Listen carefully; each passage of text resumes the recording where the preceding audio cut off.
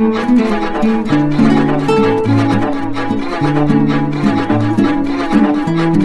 आज के वीडियो में हम बात करेंगे एक ऐसे परिवार की जो कभी सत्ता के शिखर पर था, जहां हर निर्णय देश की दिशा तय करता था, लेकिन आज वही परिवार जांच एजेंसियों की रडार पर। एक के बाद एक नाम, एक के बाद एक चार्जशीट, साला, जीजा और अब शायद खुद भी।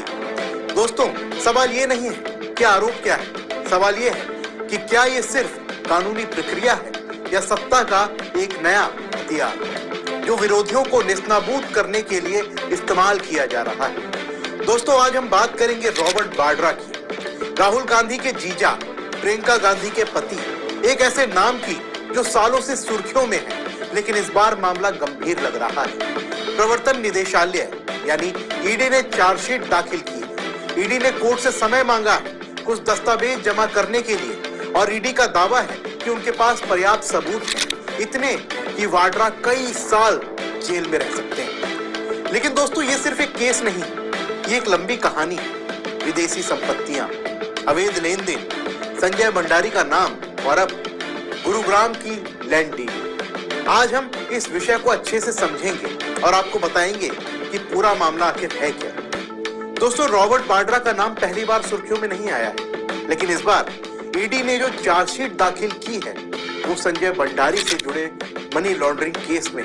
संजय भंडारी, वो हथियार डीलर जो विदेश भाग गया।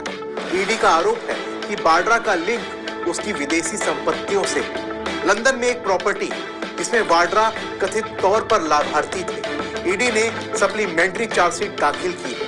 कोर्ट में ईडी ने कहा है कि हमारे पास पर्याप्त सबूत हैं, लेकिन वाड्रा की तरफ से कहा जा रहा है कि ये राजनीतिक बदला है, ईडी को डाइवर्ट अटेंशन के लिए इस्तेमाल किया जा रहा है। दोस्तों, अब जरा पुराना केस याद कीजिए, गुरुग्राम की लैंड डील, सिकोपुर की वो जमीन जिसमें ईडी ने जुलाई 2025 में चार्जशीट दाखिल की थी। आरोप था कि वाड्रा ने अवैध रूप से 58 करोड़ रुपए कमाए। ये पैसे अपराध की कमाई के थे, फिर इनका इस्तेमाल प्रॉपर्टी खरीदने में, लेन देन में, कंपनियों की देनदारियां चुकाने में किया गया। ईडी ने 43 संपत्तियां अटैच की, जिनकी कुल कीमत करीब 38 करोड़ रुपए बताई जा रही है। राजस्थान की जमीनें, गुरुग्राम के कमर्शियल यूनिट्स, मोहाली, अहमदाबाद, सब अब ईडी के रडार पर। दोस्तों, अब आप ईडी का दावा भी ध्यान से सुनिए। वाड्रा की कंपनियां स्काईलाइट हॉस्पिटैलिटी और ब्लू बीच ट्रेडिंग, इनके जरिए पैसे आए। नजदीकी सहयोगियों ने संचालन किया, ट्रांजैक्ट ट्रैक किए गए। बैंक रिकॉर्ड से, कंपनी डॉक्यूमेंट से, गवाहों के बयानों से ईडी कहती है कि यह साफ मनी लॉन्ड्रिंग है। पीएमएलए की धारा 3 और 4 के तहत इसकी सजा 7 साल तक की जेल और संपत्तियां जब्त है। लेकिन दोस्तों, वाड्रा क्या कहते हैं? ईडी मुझसे बहुत प्यार करती है, ये राजनीतिक उत्पीड़न है, मैं सॉफ्ट टारगेट नहीं बनूंगा। राहुल गांधी ने भी कहा था कि पिछले 10 साल से जीजा जी को परेशान किया जा रहा है, ये षड्यंत्र है, सच्चाई की जीत होगी। लेकिन दोस्तों, सवाल ये है कि सच्चाई क्या है? ईडी के सबूत मजबूत हैं या नहीं? कोर्ट ने अभी कॉग्निजेंस नहीं लिया, 26 फरवरी को सुनवाई होगी, लेकिन इतने सालों से केस चल रहा है, पूछताछ हुई, बयान दर्ज हुए, संपत्तियां अटैच हुई। अगर सब राजनीतिक है तो केस इतना लंबा क्यों चल रहा है? अगर ये जेन्युइन है तो फैसला क्यों नहीं हो रहा? और अब नेशनल हेराल्ड केस पर भी थोड़ा सा गौर कीजिए। राहुल गांधी और सोनिया गांधी को ट्रायल कोर्ट से राहत मिली, ईडी की शिकायत खारिज हो गई। कोर्ट ने कहा कि मनी लॉन्ड्रिंग का आधार ही नहीं बनता, लेकिन ईडी हाई कोर्ट गई, अपील की। दिल्ली पुलिस की ईओडब्ल्यू ने एफआईआर दर्ज की, मतलब केस खत्म नहीं हुआ, सिर्फ एक दौर जीता गया।